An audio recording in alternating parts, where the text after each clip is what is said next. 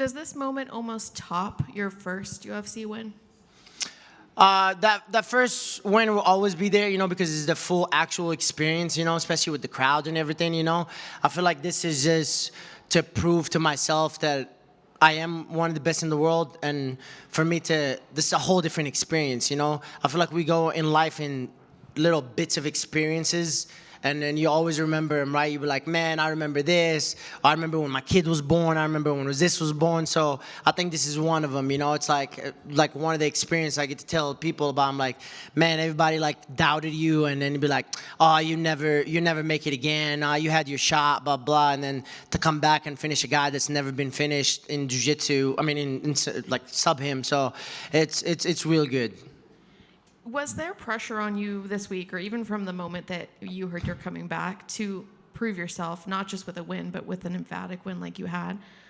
100%. I feel like I said this before. Is like I got called to the Ultimate Fighter, right? I get called from.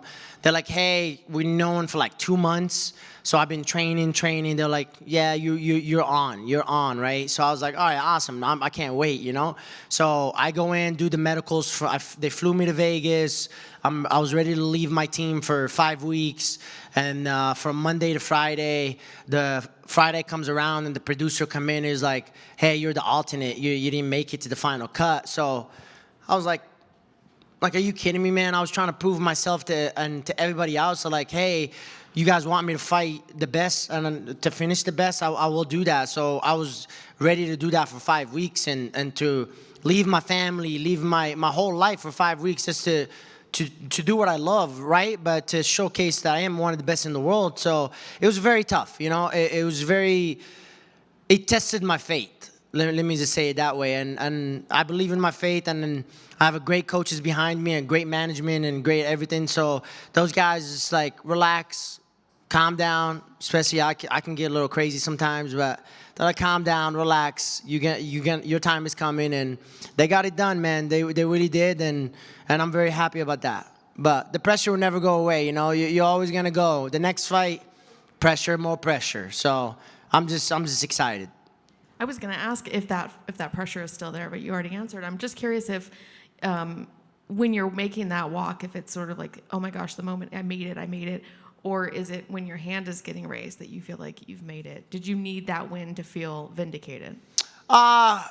I never felt like I made it, right? It's like me making it is retiring from this sport and being the best. That's you making it, For me, when I was walking out of this fight, I was like, no, I belong in here, and I'm gonna show everybody how good I am, And I feel like I achieved that, But I feel like there's so much to go, and I feel like opportunities are gonna come in and be like, well, here's a bigger fight.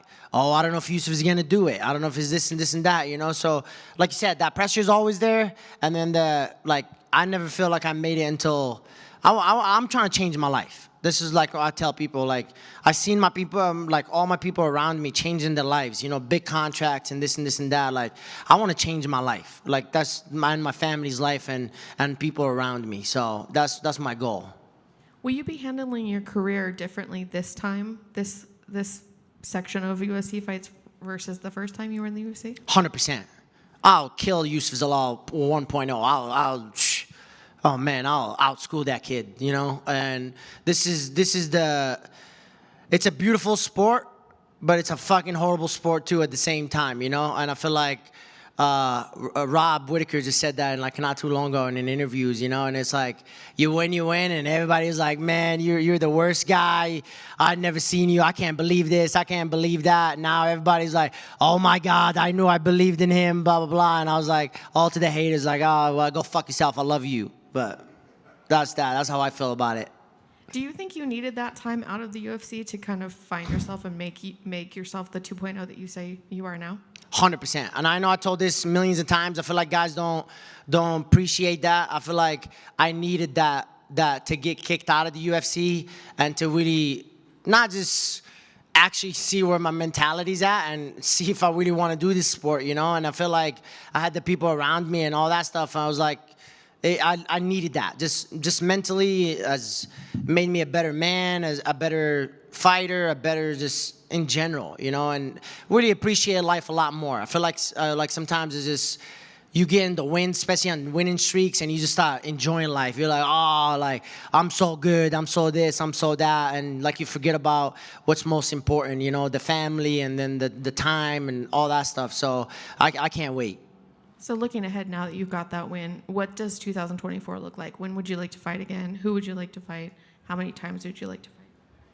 Hey, last time I was in the UFC, I fought 5 times in 1 year. So I'm gonna slow my ass down a little bit, you know, and really take my time with it. You know, I got to talk to my management to see what I need to do. I mean, I just made the number 19 look easy. So, and he fought the number 14. So, and I don't know if Barboza is still number 14, but whoever they give me, I really don't care. You know, I know I got a great management team, and they're really gonna upscale my career and then see where I gotta go, you know, but they know who to call when they need somebody, so I promise you that. But I'm gonna slow my little ass down a little bit, you know, and be smart about the fights. I feel like I've been hanging out with my teammates a lot more, so I'm like, yeah, I'm trying to be smart a little bit, but we ready though. We ready. If the call comes in, they know who to call. Thank you. Thank you. Yusef, I just got a question for you, or actually a few.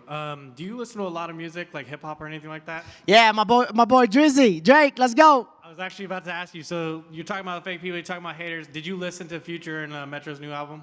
No, but I heard it was fire though. What's up? It lightweight was, but some parts of it I felt was mid. But just because you said all that, you might want to listen to it because it might feel that energy a little bit more. Hey, let's go. Hey, don't make sure I listen to that, Unama. And then, oh, go ahead. Last thing for me, speaking on music right now, because when you hear it, you'll hear a lot of the diss tracks from their end and Kendrick as well. Oh, Kendrick is back? Kendrick dropped a little line here or there, and he went right at J. Cole and Drake. Nah, come on, bro. You can't come at my boy like that, bro. Like Drake is my boy. I'm gonna try to make his ass walk with me for a fight. I gotta tell my boy Jason to put me in a big ass card. So the time when you finally listen to everything and you hear it, I assume you're probably gonna be really excited for Drake to drop a new album. Oh man, yeah, you know there's some heaters right there when he comes back. He comes in with some heat, so yeah, I can't wait. Yeah, he was photographed inside a club. I think it was a club or a restaurant, wherever. That he had headphones in when he realized that he got dissed by Kendrick. Oh damn, bro, that's a brutal business right there. Shit, we're fighting. I'll tell you that. So then, just quick, fun little question for you: what's your favorite Drake album? Thank Me Later. My favorite walkout song is that one, so I say Thank Me Later. All right, sounds good. Congrats on the win. Thank you, my man. Congrats on the win. Thank you. We've seen guys leave, and one of the most amazing stories since of course, with Brandon Moreno. I was about to say, huh? Who rallied back and stayed grounded and humble and went all the way to the top of the mountain and got that gold. You have your own story. You have your own reasons to stay grounded and humble. What were some of those things to keep you motivated? Because obviously you've been through hell and back, and we saw you bring it tonight when you got that finish.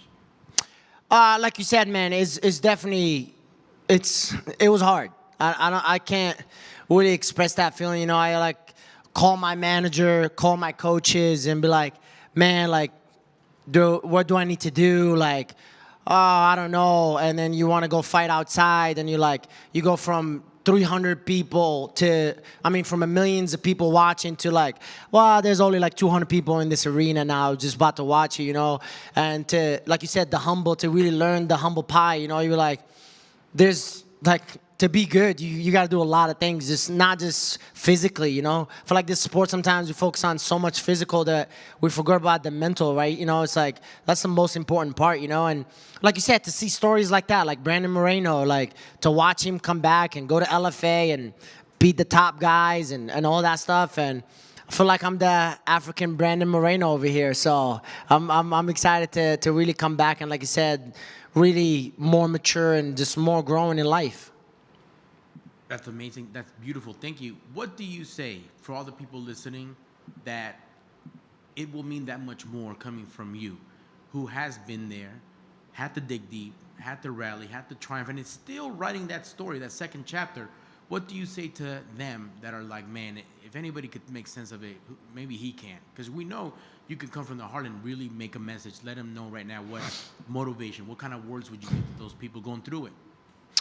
I'd say, like, to be honest, is you have to be honest with yourself. Like, you have to understand looking deeper into yourself sometimes. You know, I feel like sometimes you forget about it and be like, oh, I'm the best in the world. Like, you start really diving in and be like, are you the best in the world? Like, are you doing this? Are you doing that? Are you doing this?